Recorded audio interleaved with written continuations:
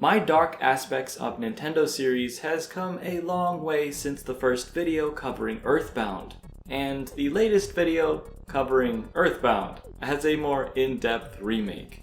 In looking back at the 23 plus total episodes, I've been really reflecting on what this series has become. I always intended it to be an exploration of the more mature material in family-friendly games, but I've come to realize that while a double entendre hidden in an otherwise innocent game is fairly adult, that doesn't necessarily make it dark. It's just funny, surprising, and interesting. Too interesting to not talk about.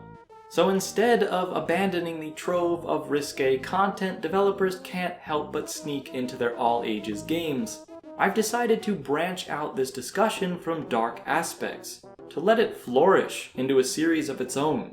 Welcome to Nintendo Innuendo. Unfortunately, it doesn't look like I'm the first one to use this name. I just hope this Mike doesn't sue me for infringing on the name of his short movie, made for a Minnesota State University class. I guess I should be worried about Nintendo themselves getting upset over the name too. I'm sure they'll love it. In all seriousness, but not really, it's now time to pick up where I left off in my Dark Aspects of EarthBound finale, to examine and expand upon all of the game's suggestive content. Let's start first in Twoson, where this unassuming kid praises Paula for beating up her kidnapper back in Happy Happy Village.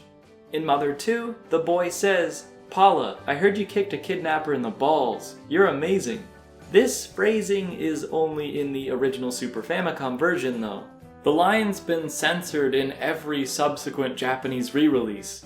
Balls was changed to Vital Spot in Mother 1+2 on the Game Boy Advance, and crotch in the Virtual Console versions. When Paula is the one leading the party in Mother 2, her dad will joke about the two of them sharing a bath together for old time's sake.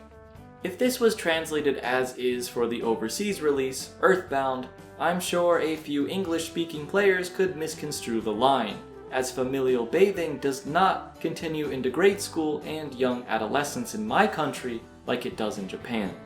To right around this cultural disparity, Paula's dad instead suggests the two of them share a pie like they used to. When Ness is not a ghost, her father allows the lot of them to sleep over. In Mother 2, he'll follow this offer up by saying in separate rooms, of course. But in EarthBound, he specifically makes Ness sleep on the couch in the den. In Mother 2, this man at the Chaos Theater complains that there aren't any hostesses or even any dancing platforms here. So while he may have been referring to a hostess club, which in Japan does not feature nudity or any sexual interaction, this was very likely changed in the localization as to not read like another reference to a strip joint. One case of something very shockingly not being rewritten is the word sexy, used outright a few times in the English script, notably by this woman when describing the Runaway 5 band. She exclaims, "The Runaway 5 are so sexy. My husband definitely is ... in need of some help in that area." At the Tapala Theater, this announcer introduces singer Venus as sexy, and talks about how he wants her to hold him tight. In Mother 2, he even cries out, "Sing and kill me."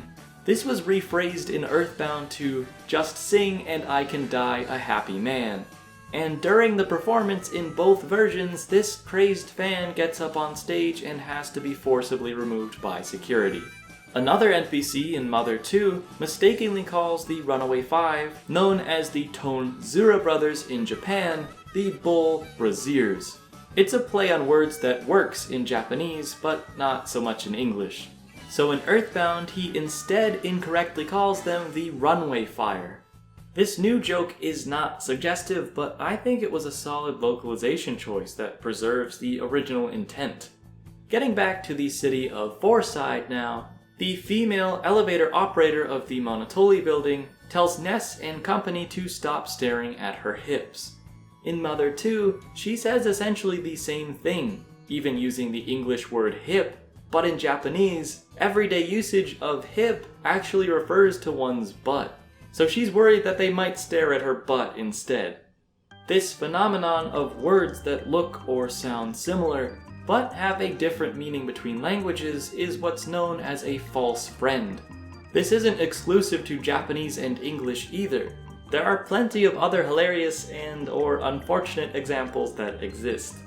Moving away from sensical speaking though, we have the line, "must make daddy boing."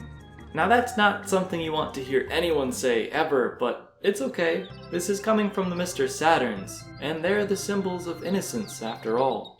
If you're still left scratching your head as to what this dialogue could even mean, it's made much clearer in Mother 2. The Mr. Saturn in question instead says, "Invention is the daddy of necessity," which is a silly spin on the famous proverb, "Necessity is the mother of invention." While on the topic of the non-human creatures of EarthBound, did you know that Tenda, the shy green species found beyond the deep darkness, are actually human? According to Itoi, you could even have a child with a Tenda if you married one. That's a little odd when considering their name in Mother 2, Gumi, which is the Japanese word for gummy candy or gummies. Some strategy guides and manga joke about people trying to eat them, but you can apparently have a baby with one? For more Japanese exclusive stuff, Dr. Andonuts, at the point of no return before confronting Gigas, will warn the party uniquely by saying, "You don't want to accidentally leave butt naked, you know. You'd be in for some serious trouble." That nudity reference was dropped in EarthBound and replaced with a generic, "Without careful preparation, you would be in big trouble." In Dalaam, this girl will ask Prince Pooh if he has time to play with her. You can answer yes or no, which will simply determine whether or not the two of them play patty cake. In Mother 2, however, she requests something a bit more grown up. She says, "Will you make out with me again like you used to?" Answering yes to this question will, well, cause the both of them to start kissing.